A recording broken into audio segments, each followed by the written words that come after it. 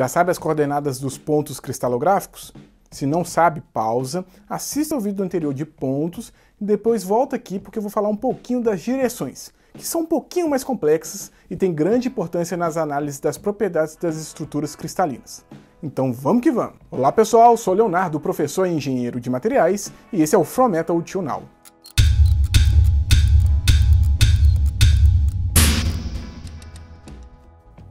Uma direção cristalográfica é um vetor que liga dois pontos.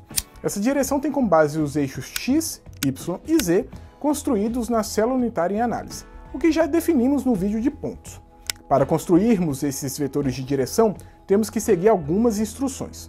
Primeiro, sempre consideramos o vetor partindo da origem. Esse fator é importante para a construção e notação das direções, mas temos que ter muito cuidado para entender com perfeição. Apesar do sistema de coordenadas estabelecido, a ideia é considerarmos qualquer ponto em que se inicia uma direção cristalográfica como a origem do sistema. Por exemplo, um vetor que tem origem no ponto 110 e vai até o ponto 001, considerando o primeiro ponto como origem, seria como se o vetor saísse do ponto 000 até o -1, 1. Essa origem não interfere na representação gráfica criada. Ela funciona momentaneamente para fazermos a anotação do vetor, o que veremos logo mais. Também é importante entender que qualquer vetor pode ser transladado por toda a rede cristalina, desde que mantido o paralelismo. E olha que interessante, esse vetor que parte do ponto 110 até o ponto 001, se transladado para a origem dos eixos, ligará exatamente os mesmos átomos de interesse, porém de uma célula unitária adjacente, que estaria fora da representação gráfica. Afinal, estamos lidando com uma estrutura cristalina que é feita de várias unidades de repetição, que são as células unitárias. Agora a segunda instrução. Temos que definir a direção em termos de x, y e z. Como convencionamos que a reta parte sempre de uma origem, que é o ponto 000, a notação da direção será o fator de multiplicação das distâncias a em x, b em y e c em z, no ponto final. É essencialmente a mesma coisa que fizemos para achar o ponto no vídeo passado. A diferença agora é a seguinte. Como regra, a direção cristalográfica só tem números inteiros. Então, caso tenha uma fração existente, devemos multiplicar ou dividir todos os termos por um fator comum para que tenhamos uma notação de direção dos menores números inteiros possíveis.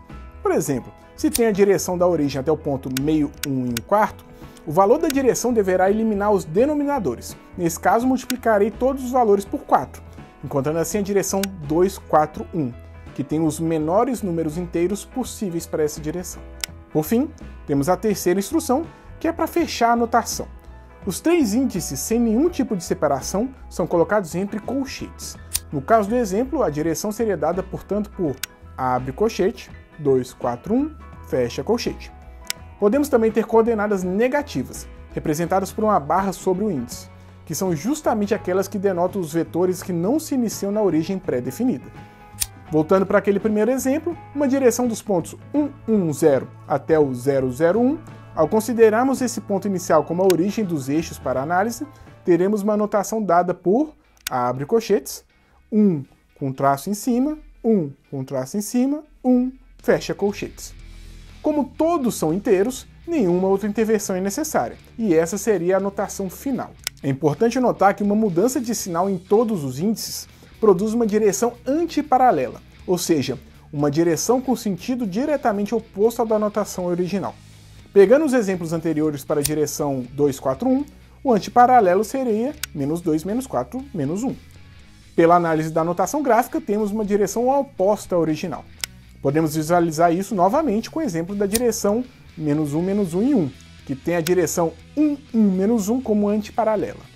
Uma coisa importante é que algumas estruturas cristalinas têm várias direções não paralelas com índices diferentes, mas que são cristalograficamente equivalentes, ou seja, que a disposição dos átomos em cada uma delas é a mesma.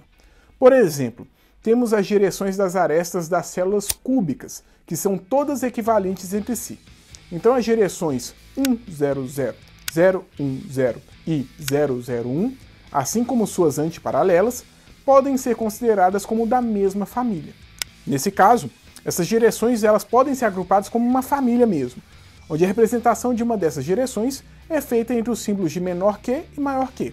Nesse caso, portanto, teríamos como representação da família de direções que indica as arestas de uma célula cúbica, notadas como menor que 100 maior que. É importante ressaltar que as famílias de equivalências dependem diretamente da estrutura cristalina que está sendo avaliada. A aresta do eixo Z numa estrutura tetragonal, por exemplo, é diferente da dos eixos X e Y. Então, nesse caso, para uma estrutura tetragonal, esses eixos não fazem parte da mesma família de direções. Agora, um exercício bem legal para se fazer é pegar alguns exemplos de direções cristalográficas e tentar desenhá-las, ou fazer o oposto, desenhar direções e tentar escrever a notação de cada uma. O exercício fica ainda mais interessante se feito num papel milimetrado. Então fica a dica para quem tem interesse de exercitar essa parte do conteúdo. E em relação aos planos cristalográficos e a importância de toda essa análise que eu estou fazendo, deixarei para os próximos vídeos. Curtiu? Se inscreva e indica aos amigos. A prova de ciências materiais está chegando, hein? Então fique ligado. Dúvidas, sugestões e eventuais correções podem ser postas aqui nos comentários. Então é isso, pessoal. Valeu!